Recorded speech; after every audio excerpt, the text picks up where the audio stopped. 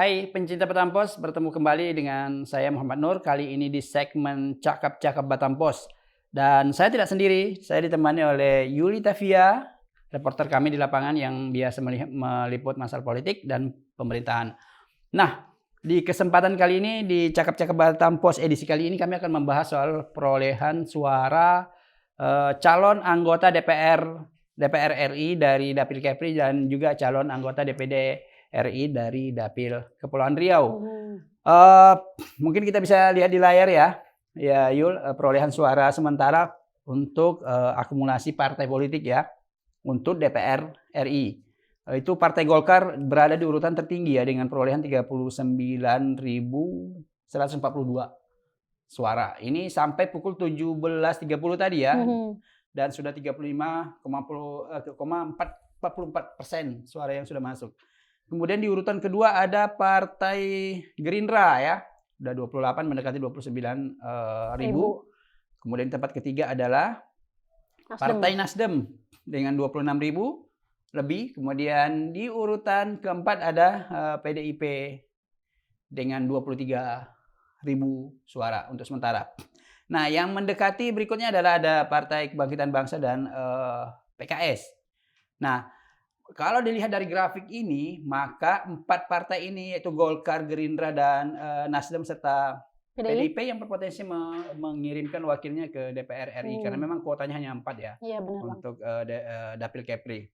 Nah, menarik nampaknya kita lihat angka-angkanya ya. Siapa yang berpotensi diloloskan di masing-masing 4 partai ini ya, Bang, di 4 partai yang sekarang berada di posisi paling tinggi suaranya ya. Iya, Bang. Tapi yang menarik yang mana nih, Yul? Pendatang baru kayaknya nih. Iya, pendatang baru boleh, ada Bang. wajah-wajah baru nih. Benar sekali. Ya. Kita lihat di Partai Gerindra dulu deh ya. Yang total akumulasi suaranya itu sudah mendekati 29.000. Kalau kita lihat per caleg, ini ada pendatang baru yang luar biasa yang menggebrak nih. Siapa dia? Siapa Yul? Endi Patwijaya. Endi Patwijaya ya. Iya. Ya tahu 5 tahun sebelumnya kabarnya dia bukan Iya, Endi Patwijaya ini kan pendatang ya, Bang, di Kepri ya. Sebelumnya dia 2019 juga pernah mencalonkan diri di Lampung namun gagal. Jadi dia mencoba peruntungan di Kepri dan alhamdulillah kayaknya suara tertinggi ya, Bang, dari semua dari semua caleg kita ya. udah scroll semua caleg perolehan ternyata Endi Pat yang paling tinggi ya. Endi Pat paling tinggi. Mungkin menurut saya pendatang baru yang udah pernah gagal mungkin persiapan untuk kali ini ya berkecimpung di dunia politiknya mungkin lebih ditingkatkan lagi, Bang. Mungkin sosialisasi ke masyarakat di Kepri juga masif dia lakukan, jadi dia menjadi yang tertinggi nih untuk pemilu 2024 di Kepri, Bang. Ya, apalagi dia juga berasal dari partai yang sekarang lagi Partai Gerindra juga lagi partai berkuasa kayaknya nih, Bang ya. Bakal berkuasa hasil sementara Masih presiden bakal, yang mereka usung mendapatkan perolehan suara tertinggi.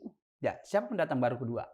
Ada juga nih dari Partai Nasdem ya, ada itu, ini dia Randi Zulmaryadi. Nah, ini juga pendatang baru ya, Bang Nur, orang baru yang terjun ke politik dan dia juga diketahui sebagai ketua KNPI Batam kalau saya nggak salah ya, Bang Randy ini. Dan luar biasa ya perolehan suaranya, dia udah luar sampai biasa sekali ya, 14.000 mengalahkan incumbent nih Nyat Kadir nih. Nyat Kadir di angka 9.000, belum mencapai 10.000. Randi udah. Saya rasa Randi juga bisa ke posisi ini tak lepas dari dukungan orang tuanya ini, Bang Nur. Emang dia anak siapa nih? Nah, Bang Randy ini kebetulan anak dari putra sulung nih, Bang, Bapak Wali Kota Batam Muhammad Rudi dan Ibu Wakil Gubernur. Iya, jadi ini juga Ibu Marin ya.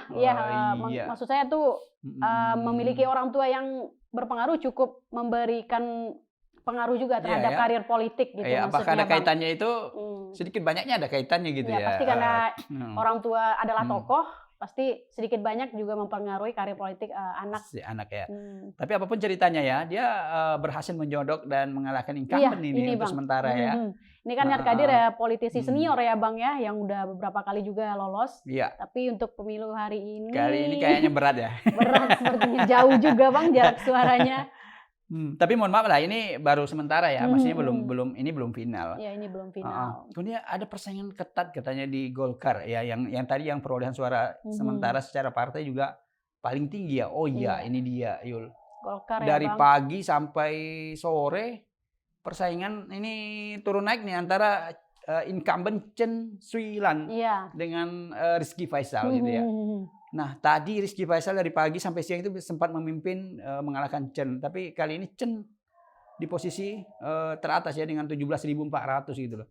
Memang masih ketat. Tapi sekali lagi dipastikan Partai Golkar ini bisa meloloskan satu wakilnya ke DPR RI. Apakah nanti Chen atau Rizky Faisal ya? Nah, ini akan kita lihat nanti. Tapi sementara Chen yang memimpin, dia incumbent ya.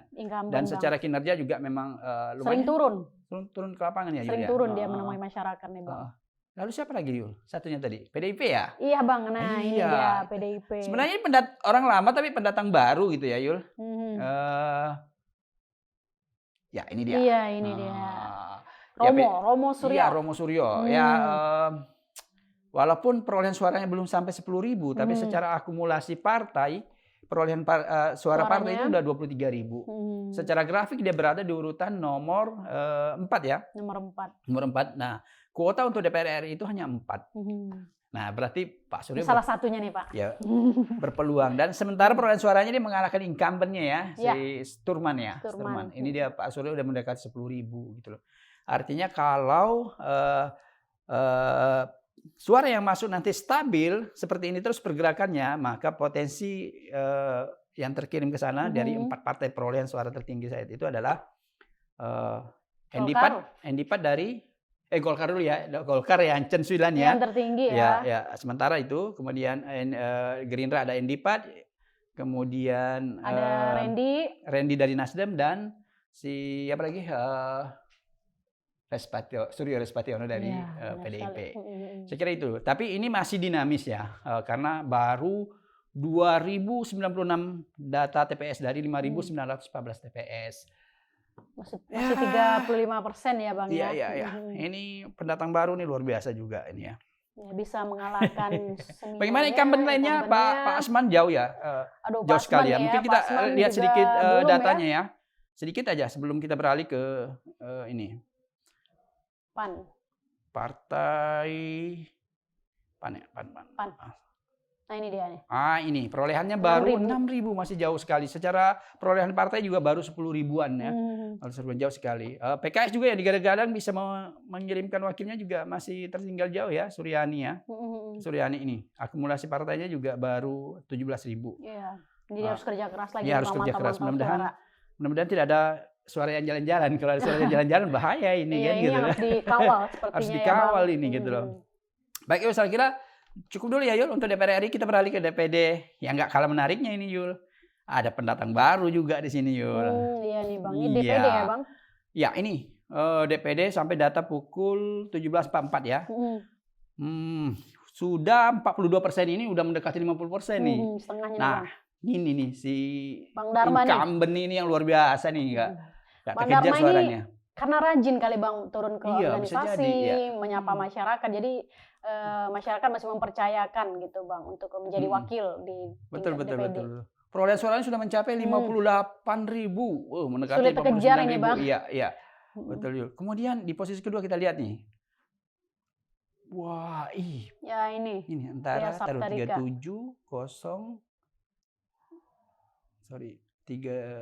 37.000 lah ya Bang ya. 809. Ya, kita naikin dulu. 37 kok 809. 37. Wih, sama nih. 875 Bang Ismet. Berarti Pak Ismet di posisi kedua. Dia naik lagi. Tadi sempat Pak Ria naik. Nanti menjelang maghrib ini posisi Pak Ismet naik ke posisi kedua dengan perolehan suara 37.000. Ini orang ketua kita ya, yang memang karena secara figur dia sangat terkenal karena pernah menjabat kepala BP sama gubernur Kepri pertama gitu loh. Ketiga siapa tuh? Wah, ini incumbent ya. Ini Pak Ria nih. Ya. Pak Ria juga sedikit cenut-cenut ya Bang ya. Pasal ada dulu yang kemarin itu yang isu-isu money politik juga sepertinya cukup menggerus suaranya kalau di pileg lalu di pemilihan 2019 dia tertinggi. Dia tertinggi. Dan sekarang dia juga was-was bersaing sama Dwi Ajeng Sekar Spati. Putrinya Pak Suryo ya. Ini dengan perolehan suara udah 36.000 nih mau 37.000 nih. Jadi kalau kita kalkulasikan dengan 4 kuota yang tersedia, urutan pertama itu ada Dharma Setiawan, kemudian Pak Ismet Abdullah, kemudian Ria Saptarika dan Dwi Ajeng. Sementara untuk saat ini. Itu dulu perolehan suara sementaranya Yul ya. Ini seru nih. Tapi ini dinamis sekali lagi, ini sangat dinamis sekali ini datanya dan sangat berpotensi untuk saling menyalip ya, terutama di 3 ini ya. Kalau Surya Dharma ini kan agak susah, udah sulit terkejar. Yang saling menyalip ini adalah Dwi Ajeng, Ria Saptarika, Ismet dan Dwi Ajeng tadi ya, Yul ya. Benar-benar Bang. Jadi sudah ada gambaran nih, dua Dwi Ajeng pendatang baru, kemudian Pak Ismet termasuk pendatang baru di DPD ya. Incumbent itu adalah Ria Saptarika dan Dharma Setiawan tadi ya. Jadi, yang lain tuh agak susah ngejar ya Bang, karena udah jauh juga. Sekali perolehan suaranya ya. Nah sekali lagi kalau ini stabil sampai akhir, maka 4 inilah yang paling berpotensi untuk lolos di DPD RI dari Dapil Kepri. Deg-degan juga ini. Banyak yang berharap Pak Ismet ini segera pula. Segera dilantik. Masih jauh. Tapi kita berharap karena ide-idenya masih cemerlang. Karena figur dari Pak Ismet juga sudah politisi senior, sepuh juga, tokohnya juga udah terkenal di Kepri. Jadi kayaknya masyarakat Kepri juga masih mempercayakan kepada dia nih. Dan kelebihannya pemilihan DPD ini ada foto. Iya, ada foto. Jadi mereka bisa lihat familiar sekali wajahnya kan gitu. Coblos kan. Ya Yul, kalau jagoan Yul mana nih? Saya Pak Ria. Oh Pak Ria, tetap konsisten Pak Ria ya. Saya tetap pilih Pak Ria. Betul. Baik, tapi siapapun yang terpilih nanti kita berharap memang bisa mewakili Kepri untuk menyuarakan kepentingan masyarakat Kepri di pusat nanti. Begitu DPR RI ya, sebab selama ini kita lihat agak senyap-senyap sedikit gitu loh Yul.